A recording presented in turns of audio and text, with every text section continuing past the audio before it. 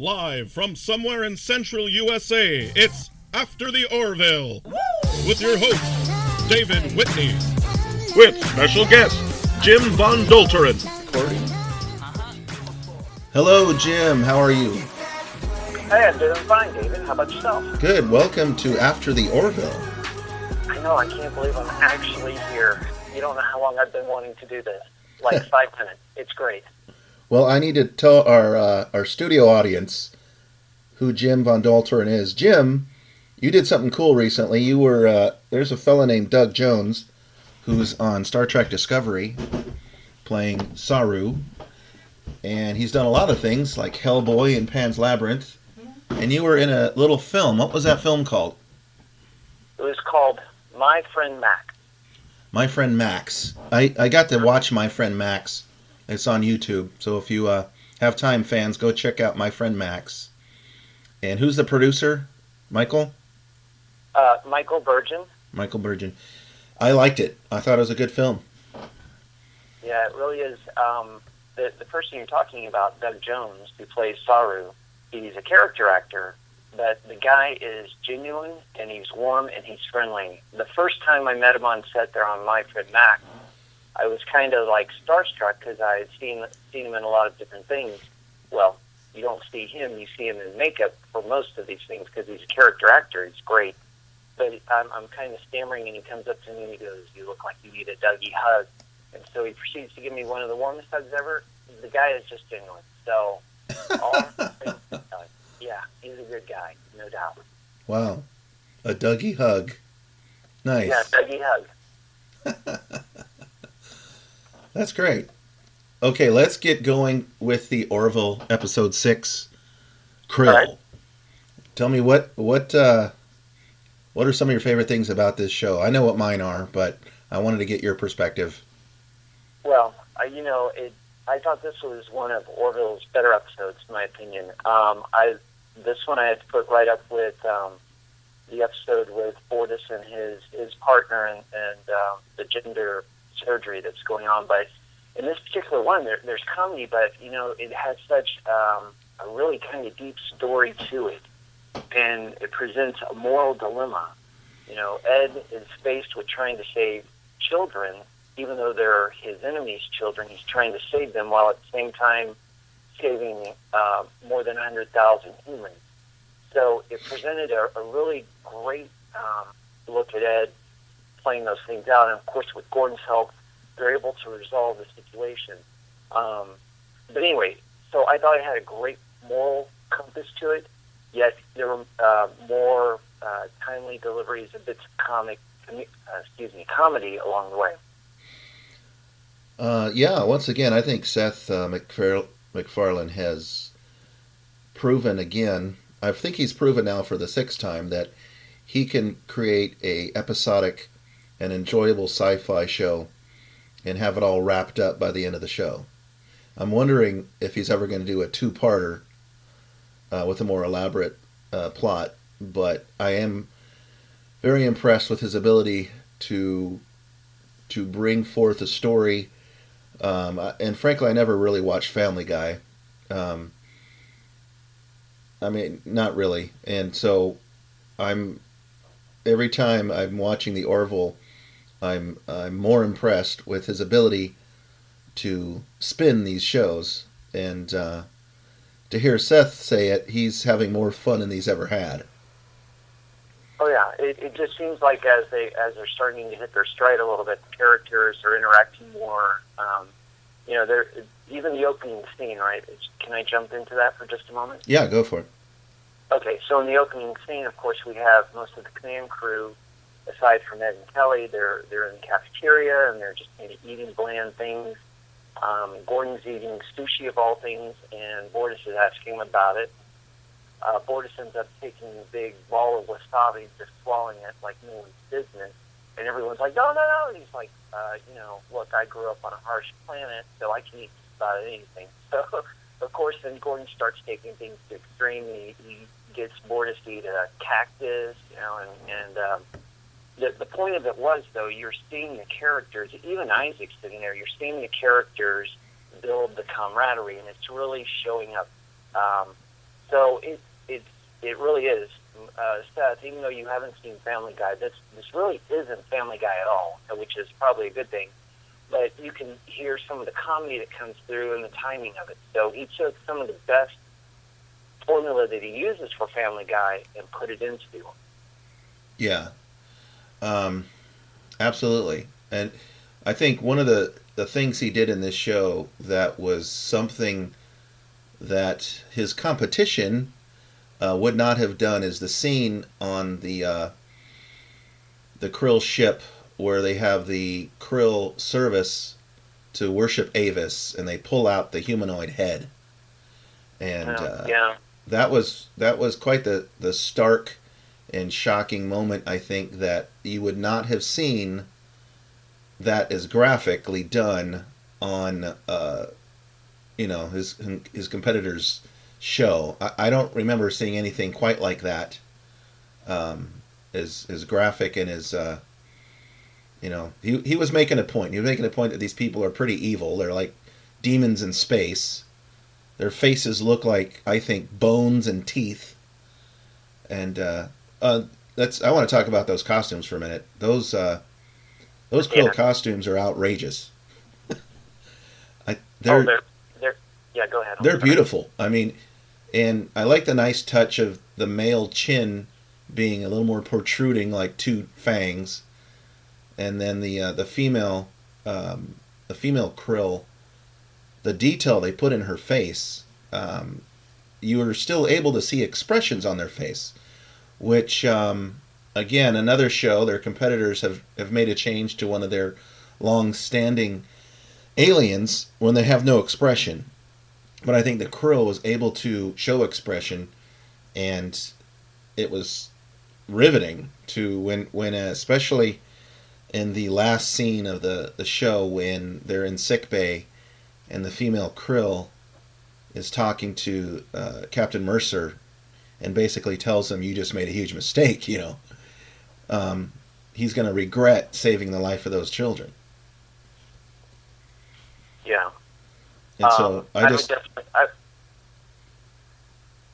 just appreciate the artistry they're doing. I'm just blown away. Yeah, one of the things I always like watching when people wear makeup, just like you said, is their ability to emote, and you can actually see what's going on behind the mask, so to speak. And it was amazing. There is nothing short of some really great work there, like you said, the additional little features for the male versus female. But the other thing was, too, with female Krill, they made some of the features more smooth, so you could see that they were, the Krill women or female, and the men were just that. But yeah, Ed's character and Gordon's character, you could still see Ed and Gordon in there, but it was just amazing how they blended in the facial expressions. Like you said, they look like bats. Well, they look skeletal in nature, and just even how they did the little play on their necks and everything too. It was fantastic. And by the way, who wouldn't want those kind of holographic emitters to carry around? Sure beats the heck out of having to get surgery to have your ends or have your ears pointed like Kirk did in the Enterprise incident. Right? Yeah. You just set the thing, boop, turn it on, and there you go. And rock. He did, that was a convenient technological advance, thanks to Isaac. But thankfully, and I was glad they did it, they had a little trouble technology. They had a little interference with their program, and they had to change frequencies. So I like that added touch of having to deal with the fact that they lost their disguise. Right, and I know it was sometimes it's a matter of contrivance, but yeah, it had the interference, or it was being interfered by a strong magnetic field, which was coming from one of the other plot points within the show, which ended up leading to an even tighter screw of that moral dilemma that we were talking about. So it was well played, and the costumes, the outfits look great.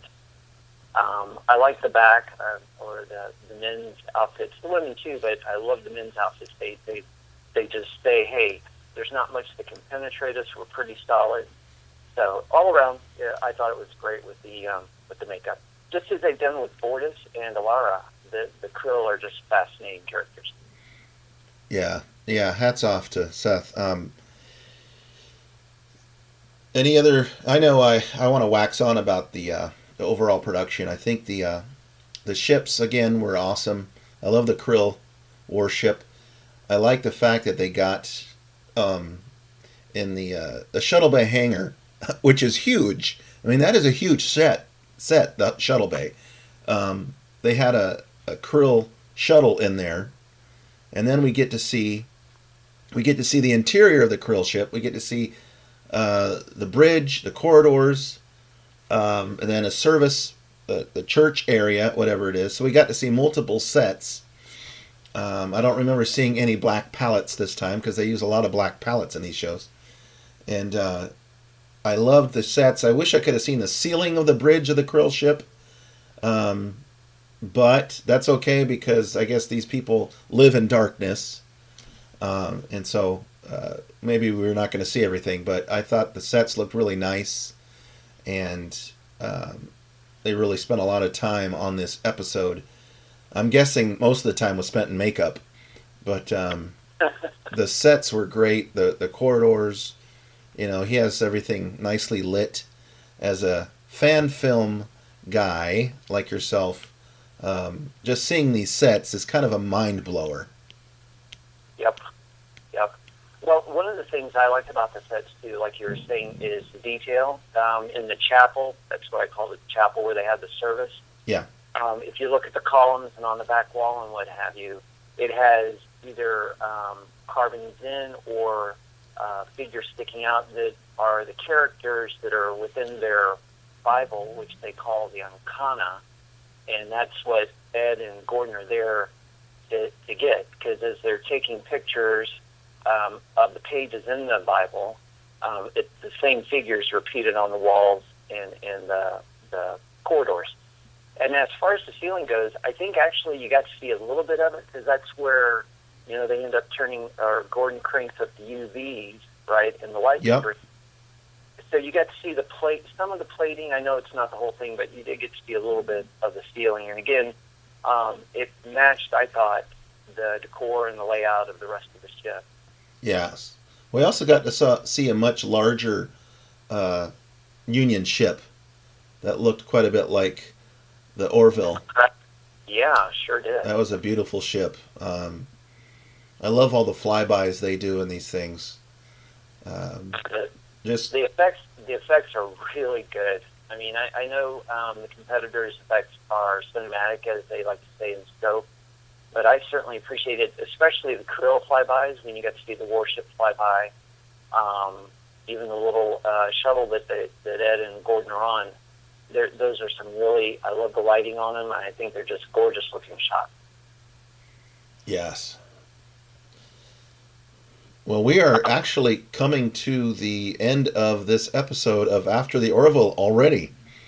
Oh my gosh. Yeah. I guess we can talk 11 minutes, but with no one's business. Yeah. Now I can stretch it just a little bit. Is there any other highlights of this episode that you wanted to talk about? Well, just two. One is, and I'm going to repeat something you said, and that is the ending.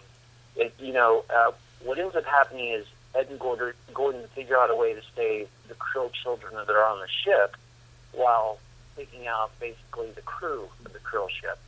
And at the end, yes, they have the Talea, the female crew, Krill, who's more or less a teacher of these kids.